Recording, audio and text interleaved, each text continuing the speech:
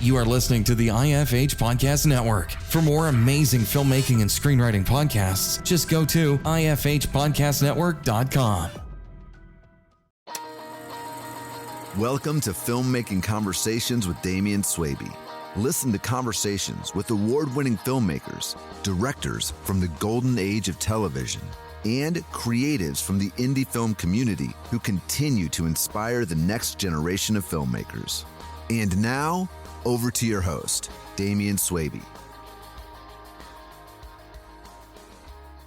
Today, I'm reunited with a great guest. I'm thrilled to introduce to you someone just as passionate about the art as the narrative as I am. Emily Hardy. Just wait till you hear about Emily's heartfelt contributions with the youth at the juvenile probation camp, evidence of her belief in the power of stories to heal and inspire. These experiences are totally amazing. Emily Hardy's journey in Hollywood is inspiring to veteran stars as it is to fresh faces. She believes in the power of emotional storytelling, where real-life experiences bring depth to performances and captivate audiences. Her work reflects a personal touch, colored by her own life, and showcases her resilience when facing industry challenges. We're about to delve deep into Hollywood's heart with Emily Hardy, an epitome of its creative spirit. What have you been up to since we last spoke? I'm sure you've been doing some great creative stuff. Lots of stuff. I left the executive job, as I told you about before, and so I've gone on to my own solo life so far. So I've taken on a few clients so far for development consulting. I've consulted on a feature script and a short script, Wow. and now I'm working on a TV series. And I evaluate the material. What are the goals for the project? How can I, basically all of what I was doing as an executive, except that I get to pick the material and, set my own hours and all of that. And then the other thing that I did was I started my first writing workshop. I held a class. It was, it was like a freebie trial thing. I was like, okay, whoever wants to take a free class with me, I'll figure out my curriculum. And so I sort of it was a mutual, it's like you get a little free work on your story. I get to figure out how to make a class out of this. And so I sort of, experimented with everybody's stories and what about this, and so forth. And then from that, I've been developing a class that I want to offer, online and things like that for writers, for people who are particularly people who are going after managers and that sort of thing. I find that that's a thing that people ask about a lot. And having worked with a manager for 8 years and knowing exactly what the material has to be in order to be usable and valuable, I'm trying to synthesize that with a writing class and try and turn that into something I can, take out there. So remind me, because I've got a brain like a sieve sometimes. You were an executive Feynman Entertainment? Yes. I was the vice president of creative affairs. Wow. So if you're vice president of creative affairs, what makes you want to fly solo? It had been coming for a while. It was a great job, by the way. I loved the job, loved my boss. It was not a, I quit kind of moment at all. Yeah. It was a shift in myself and realizing that the cubbyhole I was occupying in the entertainment industry was too small for me. And it was a very nice cubbyhole, and it was a job that lots of other people would have been happy to have. And for a long time, I was like, but this is such a great job. But it was realizing that I needed to just be in a different work culture, a different, I needed to, set my own kind of structure and let it be more loose and creative, because I started as an actor and and I'm a dancer. And so I think those parts of myself asserted themselves more than they had been. I had beaten them back for a while, taking the desk job, and then my writing, my acting, my dancing, my singing, they all started sort of announcing themselves to me. And I realized I'm not passionate about doing the 9-to-5 aspect of Hollywood. Hollywood is a tough enough market to work in anyway. Mhm. And I realized that all the places I could go from that job, if I continued on the same career path, were places I didn't want to go. I didn't want to become, you know, a head executive somewhere. I didn't want to like, run a studio. Not, Yeah. I wanted to be involved in the story, and I couldn't deny that any longer. Good on you. Good on Thank you. you. Thank you. And the path you've taken. Terrifying move to make right now, but oh well. Yes. I mean, sometimes you got to jump. It's just, if you don't jump, you don't know, it's that type of situation, I think sometimes. It's The almost other like, thing, the other thing was just as a millennial, because I know that I'm not the only millennial to just sort of like walk away from the the standard career life. You know that it's coming the moment for you to go when you're told by the powers that be in your job that you're too woke. And wow.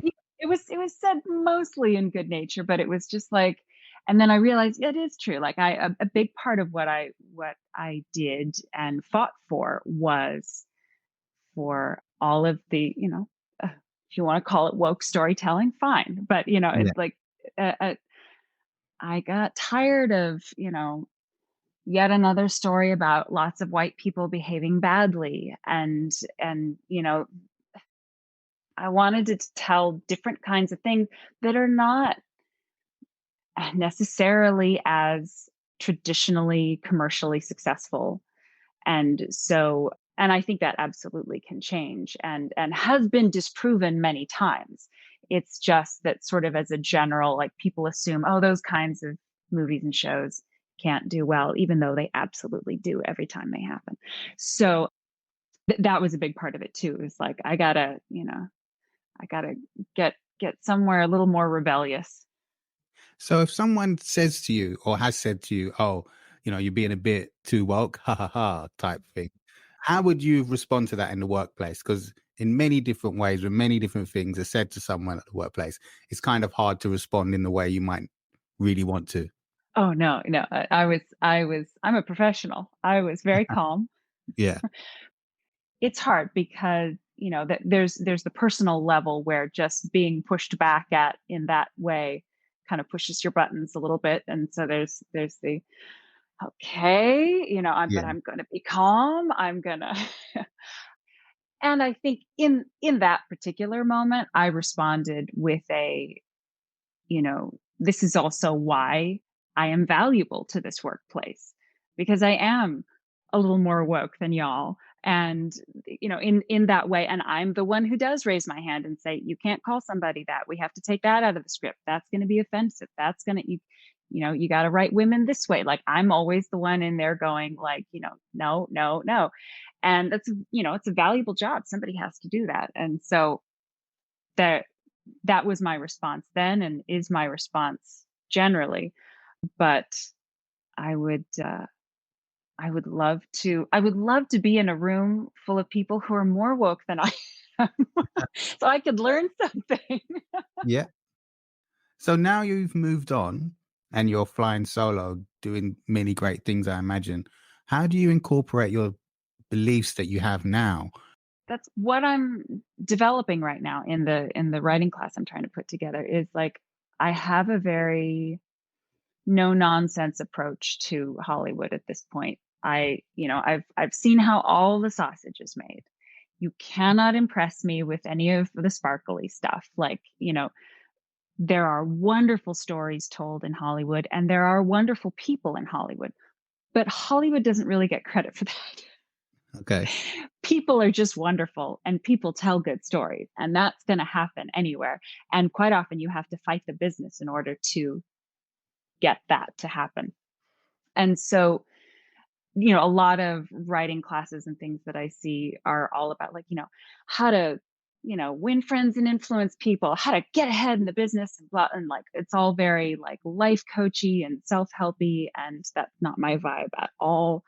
And so I really want to like structure it as like, this is a writing class. This is a manager focused writing class. This is what a manager needs from your writing in terms of, you know, usability. You know, is this material ready to submit right now? Or am I going to have to spend the next year redeveloping it into something else?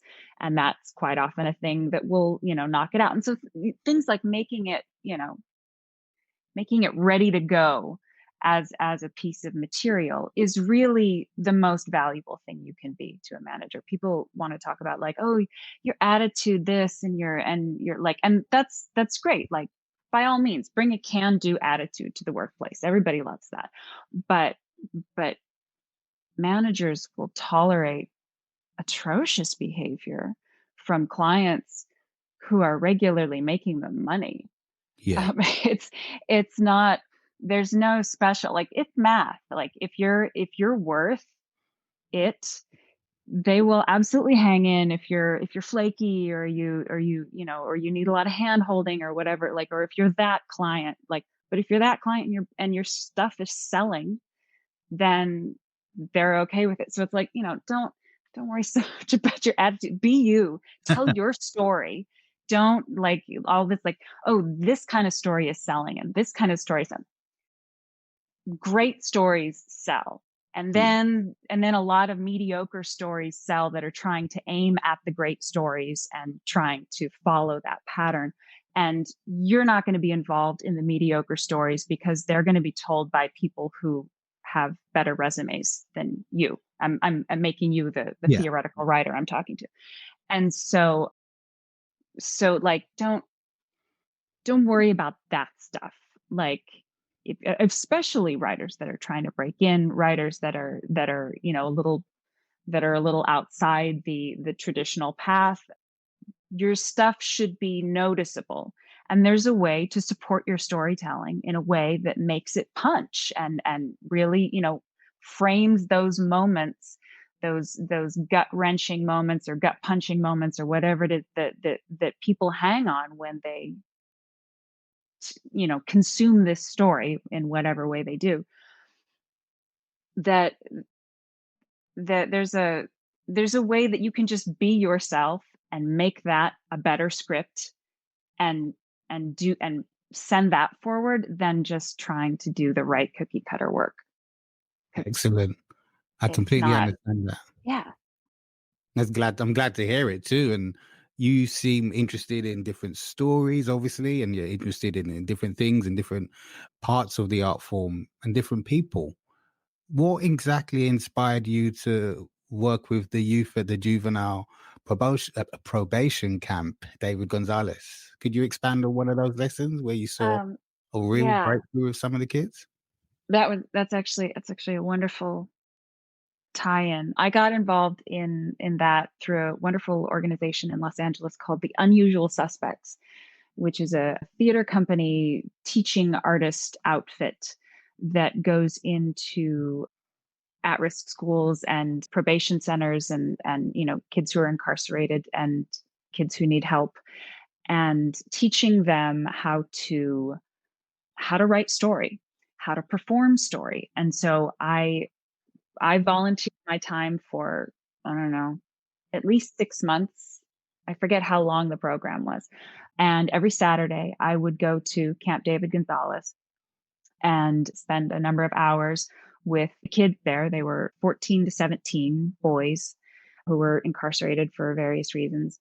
And we would teach them, you know, theater games. We would teach them how to, you know, how to warm up their voices, how to use their voices, you know, to what extent they were willing. It's always a negotiation with any young people, because they have zero tolerance for bullshit Mm. and zero interest in any of the things that you think are interesting. They're interested in the things that are that are beneficial to them, and they should be. And so it's a wonderful experience of like, you know, my actor self came to this with a, you know, I'm going to help. And that is a wonderful impulse. But I had no idea how much of it was going to be about me learning about myself as an artist, as a person, in teaching them. But it was a moment that illustrates your question wonderfully, I think, is we were helping the boys write. They were writing as a group this play that they were going to put on, and they had to choose a hero for their story, and this hero's journey that they were constructing. And because they were writing from their own lives, their hero was a teenager who was caught up in the gang life, but trying to get out of it, and had a girlfriend, and who's now pregnant. And so there's now this scene with the baby mama. And it's outside my experience, but okay, this is the story, and I'm helping them, workshop the scene. And they point at me, "You're going to play the baby mama." Okay, so we get in the car, two chairs next to each other, and we're working out the scene. What should this line be? What should that line be? And the boys are initially writing a scene that is entirely sympathetic to the hero, and not at all to the baby mama character. And so then I have the opportunity to raise my hand and, like, okay, let's take a moment. We've spent a great amount of time with our hero. Let's pop into this other character for a moment. How do we think she's feeling? And what do we think she wants out of this scene? And what do you think she's afraid of? And just in the construction of, just in proper scene construction, it puts them into another person's perspective. And eventually they're saying things like, well, she's probably scared. Well, she's probably this. Well, she's not getting any help at home, and maybe she really needs this, and so forth. And they're like, suddenly they're rethinking this whole character and this whole situation. And they got all into it, and thought it was really cool, and the story grew from there. And it was just a wonderful experience for all of us. So, in an experience like that, what did you learn about yourself from working with the children? A lot of what I learned about myself was how unimportant my preconceptions are of what is value, what is growth to them, what is of interest to them, what is any of that. In the way that I said, I came in with an impulse to help, whereas what I was really there to do, and the most value that I brought to them, was in taking my expectations out of it. The more that I could work, like every week before I would go, I would sit at a coffee shop and, like, journal, and, like, have a whole hour kind of where I would prepare myself to go in, to where things are locked down and I have to go through metal detectors and all of that. And, Wow. like, to be in a incarcerated environment with children who are incarcerated, and then to try to teach them about theater as if that has anything to do with their lives, and to help, and the necessity of bringing it to them in a way that could be helpful to their lives. And so that work of sort of emptying out of myself, and, like, I'm showing up for them for whatever they need. And in that, I learned that they will learn all the things themselves. Like, I don't have to teach it to them. I'm there to, like, give them tools. This is how you tell a story. This is Yeah. how you breathe and use your voice. This is how you relax your body to perform. This is how this is how you do these things. And then, like, the conclusions that they're meant to draw from those things are up to them, and not for me to, like, moralize and does that make sense? Completely. You seem like you have a wide range of emotions to tap into the creative. And I mean that in a nice way. I'd like to think I do as well. But could you share a deeply transformative event in your life that may have helped shaped your creativity and helped you as a writer and an actor? Thank goodness you ask easy questions, Damien. You bring them out in me. um, when I was 14, I took my first acting class in high school. I had been in, like, little school plays and things like that when I was a little kid, but that's just where the teacher grabs you and puts you in the play. You're not choosing to do it yourself. And so in high school, I needed to fill an elective, and I think the elective that I wanted was taken. I don't remember what it was. And so I was like, oh, drama. And it was having been, I was, without going into the details of my challenging childhood, I'll say that one of the challenges was that there was no place that was safe to be emotional. Like at, I could be a little emotional, but if I start crying too much, if I start making too much noise, if I start becoming too troublesome, there's just not a lot of allowance in family culture, religious culture, etc.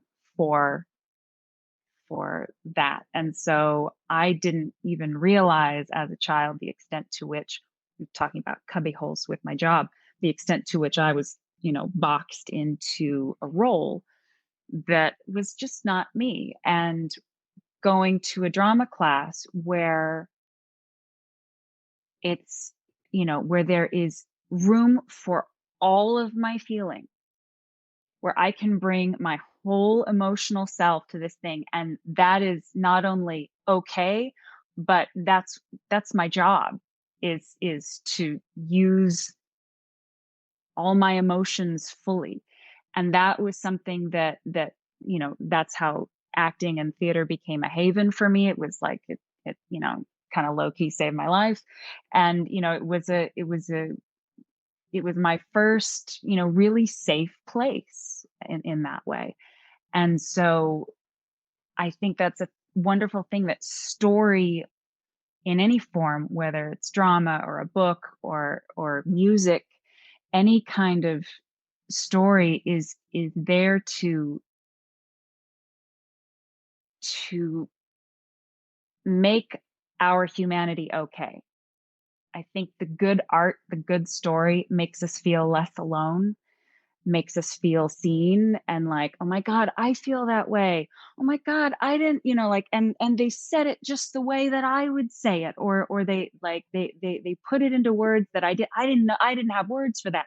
I didn't have a way to express that. And then all of a sudden a story or an actor or somebody has made that, has manifested your own insides in front of you in this piece of art, and you're going, oh my God, I'm not alone, they get it. And so like that recognition, that sense of like, I don't have to hide this thing, somebody else put it in a story, or like it's just I think like that's the whole fucking point of art, I think. Thank you for coming to my TED Talk. Well, that is a TED Talk and a half. And in the changing landscape of film and TV now, there's potentially, maybe always is, but potentially exciting times ahead of us with different streaming platforms for different reasons and in different countries and whatever. We spoke about streaming platforms before on the last episode we done together. Do you see anything exciting happening in the future regarding changes in the industry that may allow for different stories or different people to come through? I think so. I don't know of anything specifically at the moment, but I do get a sense just from, predictions by various editors here and there, but also just a sense of noticing that the existing power structure of these big streamers with these tech companies that has kind of upset the whole economy in a way that, like, it's not sustainable. The bubble will burst. And when it does, or it's already disintegrating in some ways, but like as it does, I think there is room for smaller companies, smaller outfits, like more independent, and just alternative streams of content. It's gotten so, there's so few companies ultimately controlling what makes it to air a lot of the time. And like it's it it's just not sustainable, and people are too interested in stories. Like, I realize that there's a lot of like, there's always going to be a market for, there's always going to be an audience for like the mainstream thing, and there's nothing wrong with the mainstream thing either. Like, lots of times it's entertaining, like, I'm not saying it has no value, but like those of us who really love stories, like we go in search of the things that are like, this is good. I want to watch that. You Yeah. know, and I think there's always going to be a market for good stuff. And there's always like, if it's not coming through this big giant pipeline that is, having its day, then it'll come through something else. And I just sort of like, I kind of, I don't know, I pray and have hope and faith in it that I'm not completely nuts. But I do feel that, like, people are wonderfully creative and inventive, and people need stories. And, like, we're even seeing it with things like TikTok, like things Yeah. like where like people are accessing all kinds of content on TikTok that's wonderful, and also there's lots of stuff on TikTok that's problematic. But it, like, overall, it's a fascinating new way, and it, like, it's controversial, and maybe they're going to ban it, and like, who knows. But it, like, I think things like that cropped up and, like, became a thing because there was a need for it. Like, people weren't getting the same kind of content or engagement on other platforms, and this was a way to get it. And, like, I mean, I love TikTok. Like, I went on there, I think, in large part to access a lot of social justice educators that I couldn't have accessed on other platforms, because they were, like, just going to TikTok because there were a lot of people who were exclusively there. And I've learned amazing things on TikTok, and it's like, you know, thoroughly enriched my life. And that wouldn't have happened if I'd, just tried to get it off of Facebook. Yeah, I understand what you mean. And your love for stories is obviously clear, and your passion for the arts is clear too. So, who do you discuss art and creativity with, and film and writing and everything like that with? Because sometimes you can have fleeting encounters with creatives. You could be in a play with someone, go on tour, your best buddies for 4 months, and then you don't see them for a year or whatever. So, who do you get to share your passions with? Well, mostly my husband. He's also a multi hyphenate artist. He's an actor, he's a dancer, he's an editor and a producer and a director and choreographer. He's just wonderful. Wow, multi, And multi, multi. multi. We're both a pair of Renaissance Nice, men and women.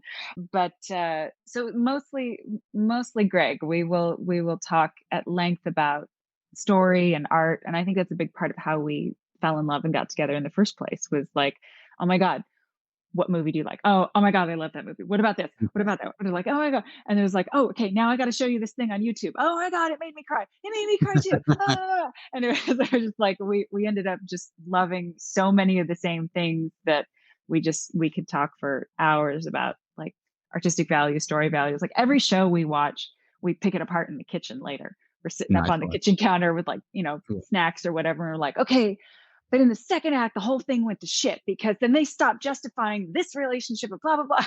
Like, so it's Right. I think that's the one I most talk to. And then my friends who are still in the business, I can talk to. But it's I'm a millennial. There's a lot of people who started out with me who drifted away to other industries Yeah. because they just, like, and it has nothing to do with talent. It has nothing to do with any of, like, it's not about how much you want it. It's not about, like, it's freaking it's chance 99 times out of 100, and the time that it's not, it's nepotism.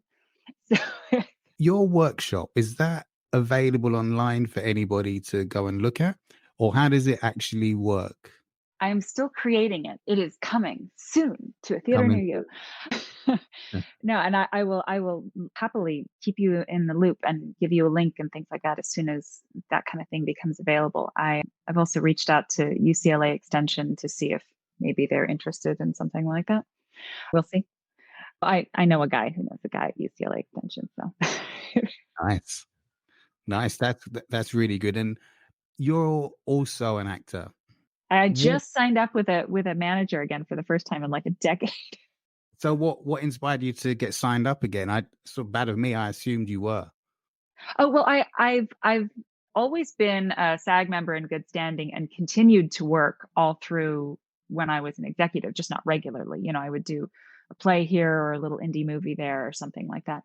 But for the 8+ years that I was an executive, I wasn't auditioning, and I I knew going in that like, okay, I was making a career change. It was like, I am no longer making myself available to audition as an actor. If I, if I do a little job here and there on the weekend, it's fine. But mostly like I've given that up as my bread and butter. And so part of getting back into it now is, necessity. I may as well audition and book a job here or there, but also just trying to get back to my whole creative self. Like Yeah. I haven't been a like, hi, I'm an actor kind of actor in a very long time. And not that I was ever, that kind of in your face about it. And like, I've Yeah. always been many things, but now I'm even many more things. And so it's interesting. Like I was talking to this manager and she was like, "Were you serious about being an actor?" I'm like, "Well, what does that mean? Like, let's be like, let's be for real. Like, where are we grown ups here? Like, what does that mean?" And all she meant is like, am I going to self submit and am I going to like, be on time for shit? And of course that's what I'm going to do. Yeah. But it's like, but it's the whole like I reject the whole like when the industry wants you to be like, I'm an actor and I'll sacrifice everything for being an actor and I will and like of course you can exploit me because I want to be an actor and like Yeah. and Yeah. all of that like that kind of energy like I'm done with that. I would like to act. If you think I would be good in your thing, put me in your thing. But I'm not going to like let's be adults. Yes, yes, be adults. I understand what you mean about that completely. But before, when you was an actor, say, like a lot of actors, I certainly remember myself failure, like dealing with failure, because a lot of the times, no matter how many auditions you're getting, you might not be nailing as many as you want. And that can be, I think, for non-actors, people don't really understand how that might affect someone's psyche when you're putting yourself physically out there in front of people in a room, and they're basically saying you might not be good enough, how that Mm. affects people. It used to be harder. I used to get more I mean, like, one always gets nervous in an audition, not, like, debilitatingly so, but, like, a little bit of nerves is absolutely necessary. But I used to be more like, "Oh god, are they gonna like me?" And now it's like especially having worked on the other side of that. Even before I was an executive, I did casting work always on the side, but, like, I have done. And then once I was an executive, now I'm on this side of all the casting, all the day players, all the guest stars, even the hiring of the leads. It's not up to only me, but I'm absolutely a voice in the choices. And like it's so not, I mean, like none of it's merit based. I mean, yes, you want an actor who's going to be who looks like they can handle the job and is going, will sell the character. And if you're really into whether they have fancy credits or a name, then they can have that. But like nobody is ever in agreement half the time about who's being cast. Half the people are for this people, half the people are for that people, and then there's like somebody else who's like, I really think it should be this guy. Like there's no like, oh, we knew it had to be that person. Like that happens once in a while, but mostly it doesn't happen. And like a lot of people who are making the decisions are not even the casting people. So a lot of people making the decisions, the ultimate decisions, don't know anything about acting. Yeah. And so they're quite often they're hiring the actor who was acting the hardest, Oh, wow. like the or which actor properly fulfilled my expectation of what the script was. And so they'll be like, oh, that's exactly how I heard it in my head. It's like, oh God. So it's that kind of stuff. And so it's like you people don't even know what acting is. Like I'm watching people's auditions going, okay, this person knows how to breathe, they know how to relax, they know how not to, over animate their face, they know how to hold still. Oh good, they nailed that line. Like, okay, they know how to work with material. They look, fairly, you know, competent and directable. Let's call them back or whatever. Like I don't look at any of the like, oh, they made good choices. Like the director's going to give them new choices when they show up. So Very true. don't get married to the choices you made 2 weeks ago when you auditioned for this. Like, just know your words. Your director will tell you what your choices are. So when you say they're acting really hard, what do you exactly mean by that? I think I know, but just in case people listening don't. And this is actors dissecting acting. Like, to a plumber, it's all the same. And similarly, if I was looking at plumbing, I couldn't tell you good plumbing from bad. Mm. And so it's a matter of, have you done the thing? Do you understand how the thing works? And my understanding of acting is that, like, your job as an actor is to be alive in the moment, to say it like you mean it, to say it like you mean it right now, like it's real. And there is a way that we can do that as actors, as performers, but it's not easy, because when all eyes are on you, it's adrenalizing. It is universally, like, in the wild, the only time all the eyes are on you is when you're dinner. And so, like, it is naturally adrenalizing to be the center of attention, no matter who you are, no matter what it is. Like, and if you don't feel the adrenaline, it's because you're in denial or you're a psychopath. I don't know. But, like, everybody is adrenalized by that, whether they acknowledge it or not. And your job as an actor is to take that adrenaline and surf it like it's body surfing, like it's a wave that's come in. Like, your job is not to fight it or to try and dissipate it or get rid of it or clamp it down or all of that, because all of that creates all that nervous anxiety that actors read all over their face on camera. Your job is to breathe and say the words from where you are.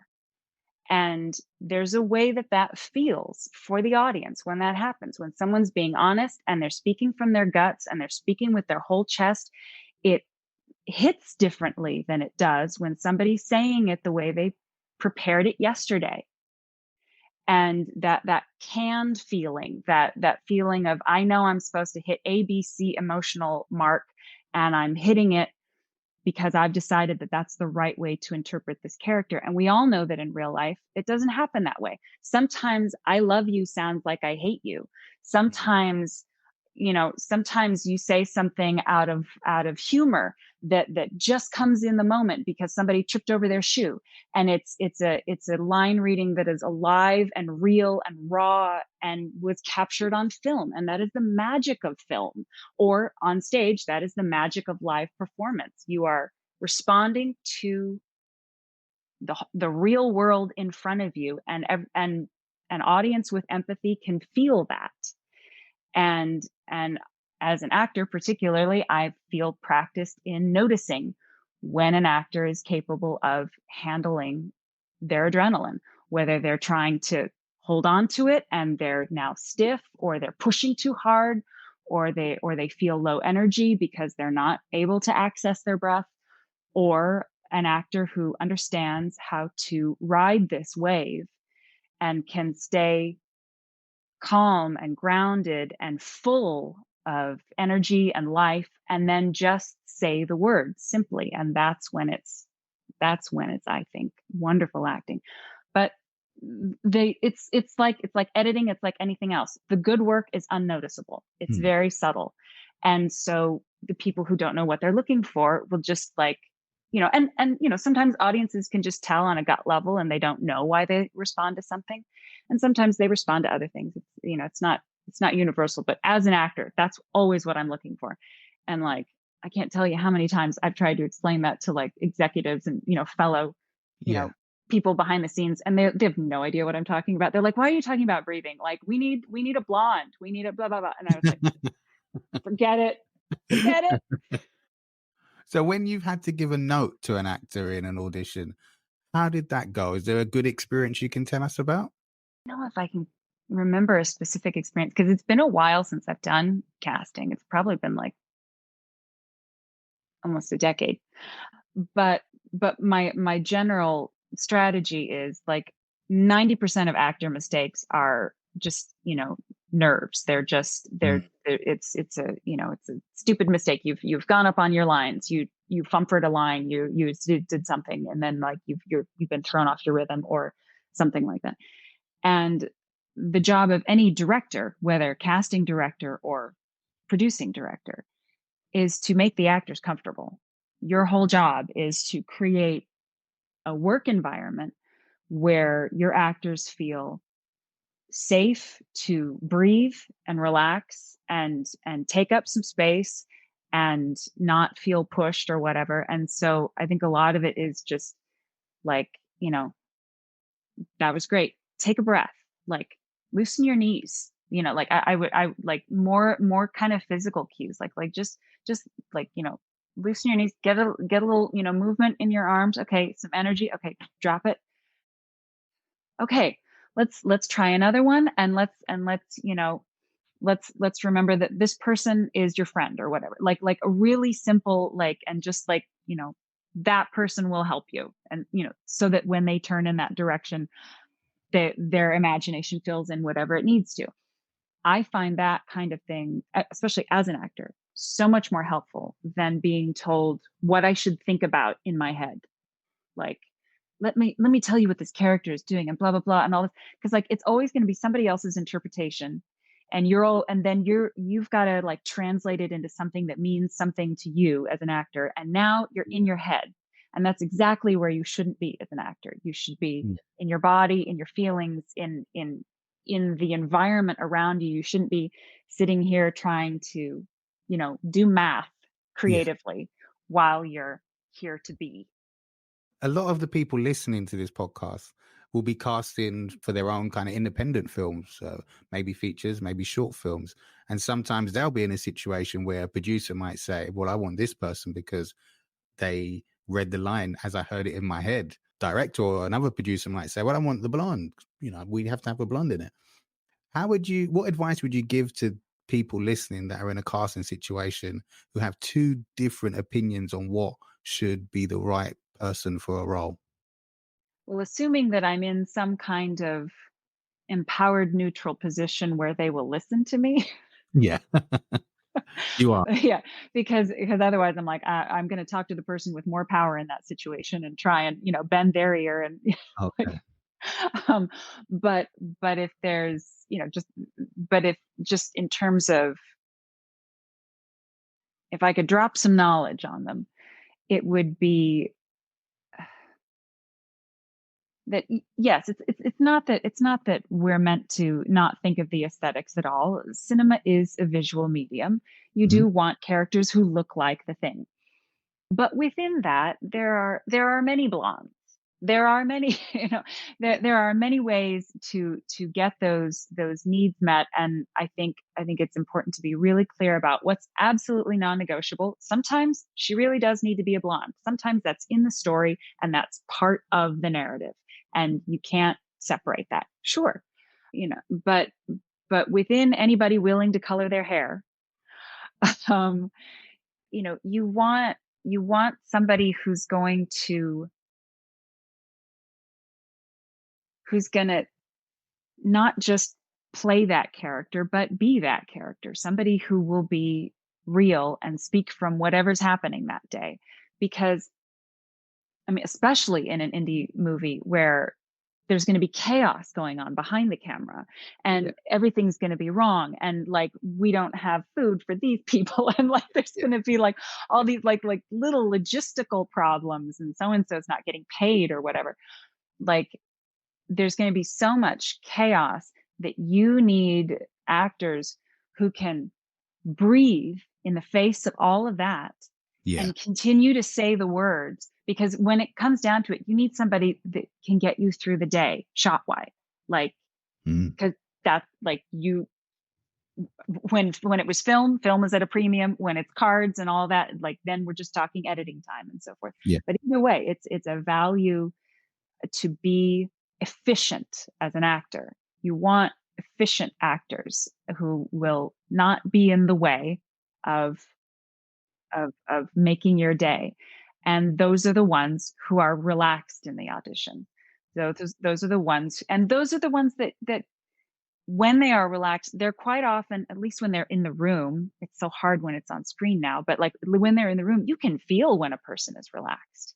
When a person is commanding all the attention in the room and they're relaxed and they are owning themselves and they are able to say the word like that's palpable. You can feel that. You want that actor, whatever, however they did the line reading, because like they're gonna, they're gonna be able to adjust the line reading later, and they're not gonna try and force a line reading that doesn't work.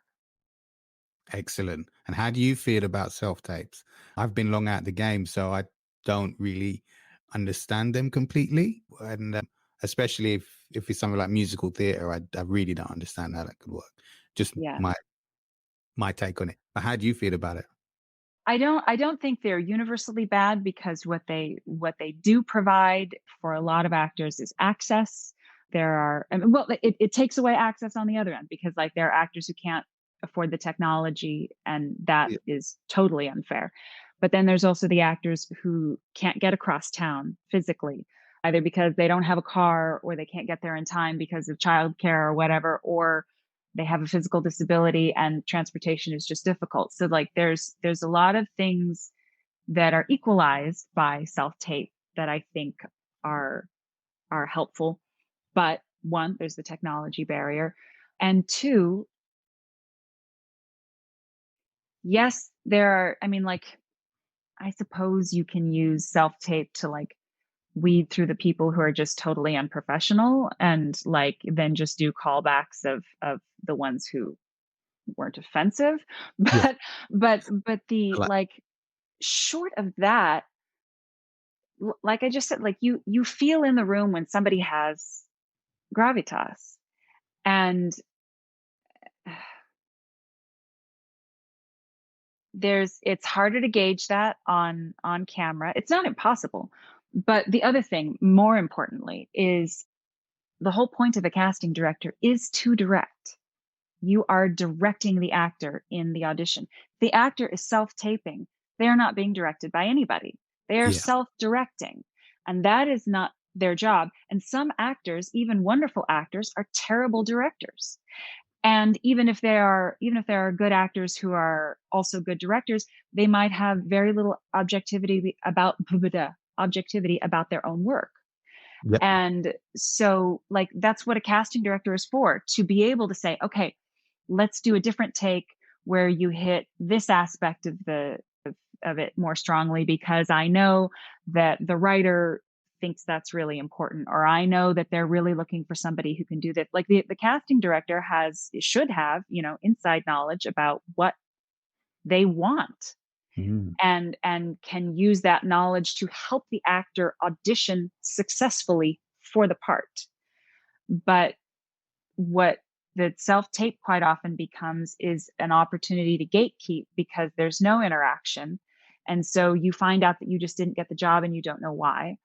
And it could have been that you made the wrong choice. And if you'd had a casting director on hand to redirect you, you would have made the right choice and then gotten the part. And that's why I say that the choices are, you know, like unimportant. Well, you need an actor who's directable. Like, the choices or whatever. Makes sense to me. I understand completely what you mean. And finally, if you could create your ultimate passion project without any constraints, what would that look like and why would it be important to you? Oh my God. Well, if it's going to have to incorporate like everything, like, I'm going to have to make a strategic choice. It's like, can I really like, I don't know what it is shooting from the hip. I mean, I have a book I'm working on and a play I'm working on, and those are the things that I feel most strongly about finishing. But like, if I were going to create something out of whole cloth, I would probably, I've more recently become aware of flamenco theater, which is flamenco with Yeah. theater. And so having become aware of that, I've decided that I must someday come up with a piece of flamenco theater, and then I can incorporate the dance and the singing and drama and all of it together. Emily, thanks so much for coming back on again. I really, really appreciate. I'm going to enjoy listening back to this. You said so much things that are really, really enlightening for me and the audience, I'm sure. Very educational, which is important, and very inspiring. So you're great guest to have on this podcast. I truly, truly, truly think so. Thank you so much for having me. It's an honor and a pleasure, and I've loved having this conversation with you. Thank you so much.